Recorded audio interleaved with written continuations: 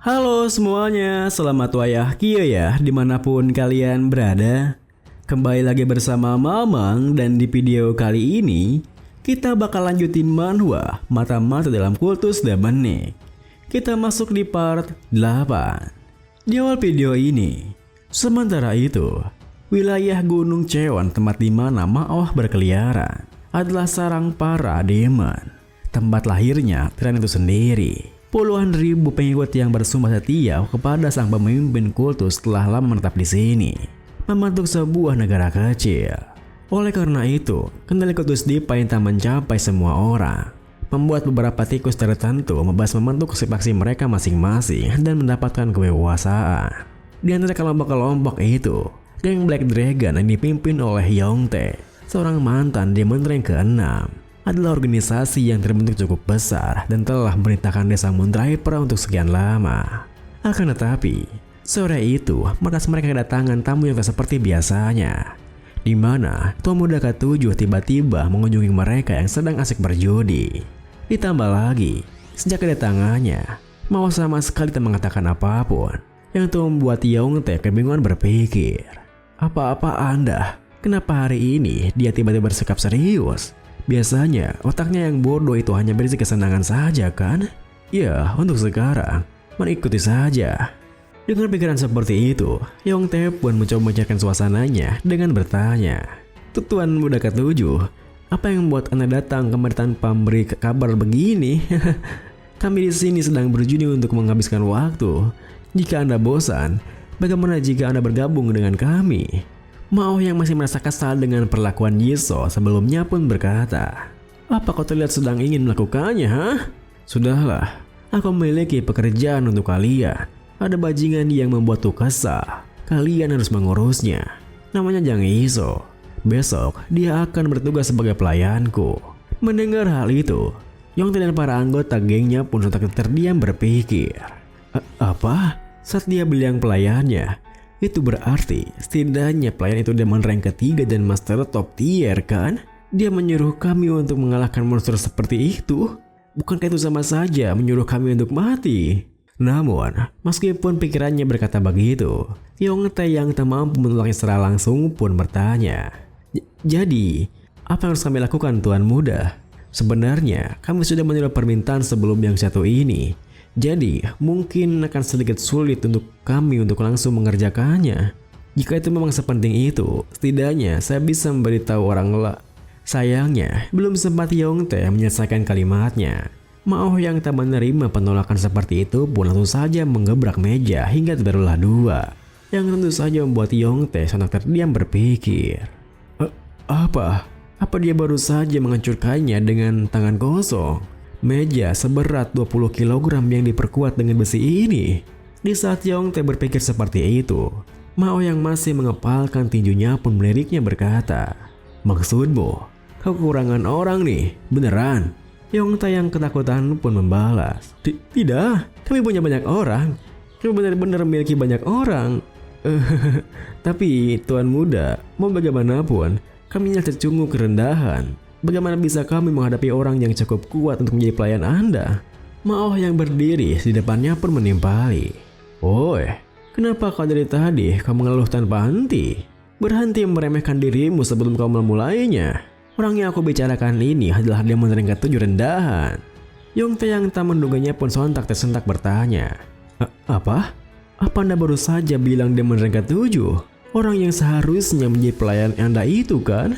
Mao pun mengiyakannya dengan menganggukkan kepalanya, yang membuat Yongtae melonjak kegirangan dengan penuh semangat. Ayolah, mana bisa hal seperti itu terjadi? Demon rank ke-7 sejalan berani mengusik puteran-teraman Tuan Muda. Jangan khawatir, kami akan mengurusnya. Akan kami pastikan dia berakhir sebagai daging cincang. Melihat tingkahnya yang seperti itu, Mao yang merasa aneh pun menuturkan, mendadak kau dipenuhi keberanian, ha? Ya terserahlah. Kalau begitu, pilihlah orang yang pantas dan pastikan besok pagi sudah siap. Jika sedetik saja kau terlambat, mati kau. Yongtae dan para bawahannya pun mengiring kepergiannya dengan berkata, tentu saja, jangan khawatir Tuan Muda. Hati-hati di jalan ya. Namun, keramahannya itu seketika menghilang ketika Mao telah menghilang dari pandangannya. Akhirnya bocah sial itu pergi juga. Jika dia bukan seorang tuan muda, sudah kusikat habis dia. Bajingan itu hanya muncul saat dia membutuhkan sesuatu dan menyebabkan keributan. Kalian cepat kumpulkanlah orang-orangnya. Tapi siapa tadi nama Demon rank ke-7 itu yang apa sih? Seorang bawahan di belakangnya pun berbisik memberitahunya. Itu Yang Hiso, tuan. Yongtae yang merasa terbantu pun miliknya berkata, benar, Yang Hiso. Tapi, siapa kau? Tidakkah kau tahu kalau saat tuan muda berkunjung, orang yang bukan petinggi harus keluar? Seketika itu juga, bawahannya itu pun berlari sembari meminta maaf. Maaf tuan, saya masih baru di sini, jadi saya tidak sadar. Saya akan pergi sekarang juga. Yongtae yang mereka pergiannya pun bergumam. Dasar, bagaimana cara mereka melatih anak-anak ini sekarang? Tapi orang itu, sejak kapan dia ada di sini? Saat kemudian, ternyata bawahan Yongtae yang kini berada di luar markasnya bukanlah anggota sebenarnya dari geng Black Dragon, melainkan adalah Hiso yang menyamar untuk mengetahui segala gerak-gerik Mao. Dasar bajingan bodoh. Bukan berarti aku mengharapkan hal lain. Jadi, seperti inilah caramu bermain, Ya, baiklah. Pemberontakan kecil semacam ini hanya menjadikannya lebih menyenangkan untuk mengejarmu dengan benar. Keesokan harinya, seperti rencana mereka sebelumnya, Yongtae pun membawa para anggota geng pilihannya ke menurut Tuan Muda ke-7, di mana di saat anggota buang gengnya berjaga di luar manor, Yongtae sendiri melapor pada Mao di dalam manornya. Semua orang sudah berkumpul, Tuan Muda. Mao pun menatapnya bertanya, bagus, semuanya sudah disiapkan dengan benar kan? Yongtae yang begitu percaya diri menjelaskan, tentu tuan, menurut Anda ini perintah siapa? Mustahil saya mengerjakannya setengah-setengah. Saya menempatkan banyak assassin di tempat ini yang berhasil selamat dari banyak pertarungan dan pelenyapan seumur hidup mereka. Saya tidak mau sombong, tapi saat di Tiger Dragon Hall, Demon Dragon ke-7 hanyalah sekadar bajingan rendahan. Apa yang bisa orang sepertinya lakukan di hadapan orang-orang kita? Saya jamin, dia akan sibuk berlutut, memohon agar nyawanya diampuni. Suatu keajaiban jika dia tidak berkencing di... Namun, belum sempat Yongtae menyelesaikan kalimatnya, anggota gengnya yang melihat kedatangan Hiso di luar berteriak, "Yugrim, dia datang!" Seketika itu juga, Mao yang tak sabar melihatnya babak belur pun tersenyum berkata, "Akhirnya dia datang. Pemimpin regu sialan itu, Yang Hiso." Di saat yang sama, Hiso yang baru datang pun langsung disambut oleh wakil pemimpin geng Black Dragon, Maegi yang berjaga di luar.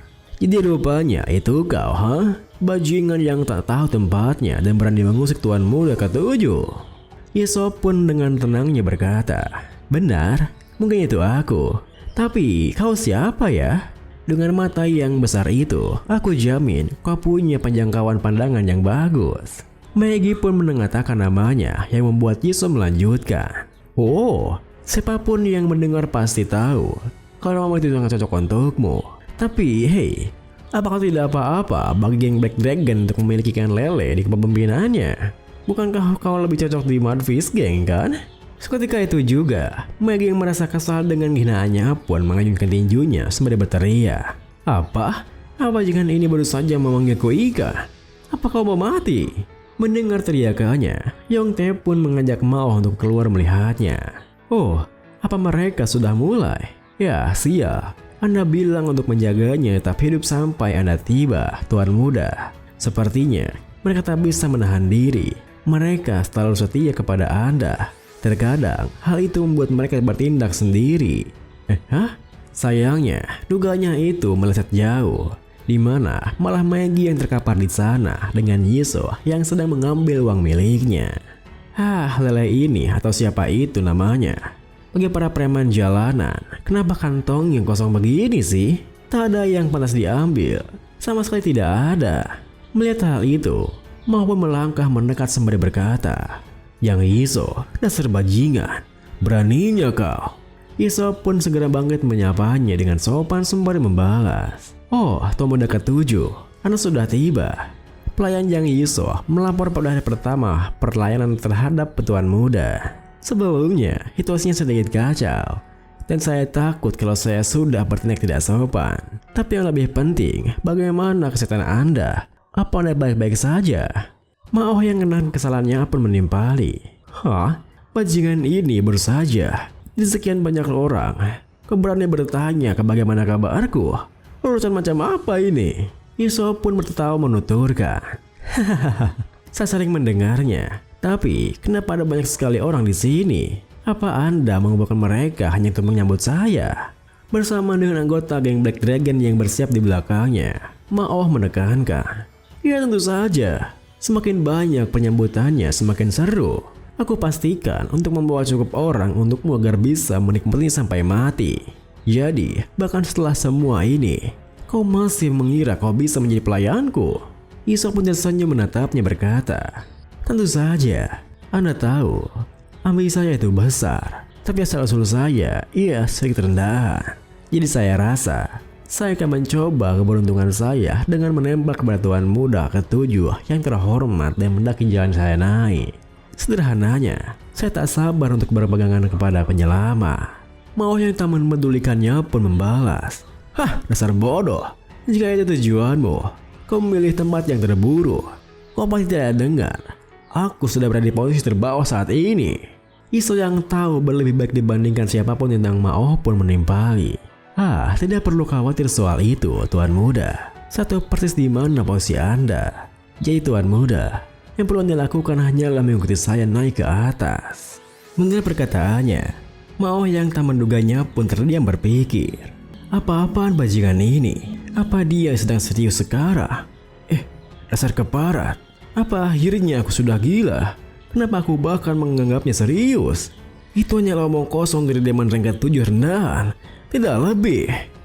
Dengan pikiran seperti itu, Maoh pun melirik Yongti di belakangnya berkata, hei, berapa lama kalian akan diam mendengarkan omong kosong ini? Cepat kerja. Kenapa kalian para idiot diam saja? Sekaranglah waktunya bekerja. Berikan dia sambutan yang hangat. Mendengar perintahnya, para anggota geng Black Dragon pun segera maju menerjang Yiso. Akan tetapi, alih-alih bersiap untuk melawannya, Yiso malah nampak begitu tenang sembari membalas. Tuan Muda, barusan Anda bilang, semakin banyak penyambutannya semakin seru bukan? Kebetulan, saya juga setuju dengan hal itu. Tepat setelah Yiso mengatakan itu, tiba-tiba saja ada angin yang berhembus ke arah mereka, yang itu membuat mereka semua menghentikan pergerakannya masing-masing. Apaan? Ada yang datang. Ditambah lagi, di tengah keanehan yang mereka rasakan, sekelompok orang berjubah merah tiba-tiba bermunculan dari hutan bambunya, yang langsung dikenali oleh satu dari mereka. Siapa mereka? Penyergapan kah? Tunggu, itu jubah semerah darah yang tumpah. Mustahil, satuan Crimson Continental Legion. Dan ini pun diakhiri dengan bersamaan dengan anggota korpsnya yang telah bersiap di sekitarnya. Yiso pun tersenyum menegaskan, kalian lama sekali dasar bajingan. Sudah waktunya mengingat saat aku manggil kalian. Nah sekarang, setelah semua tamu kita tiba, haruslah kita mulai acara penyambutan yang sebenarnya.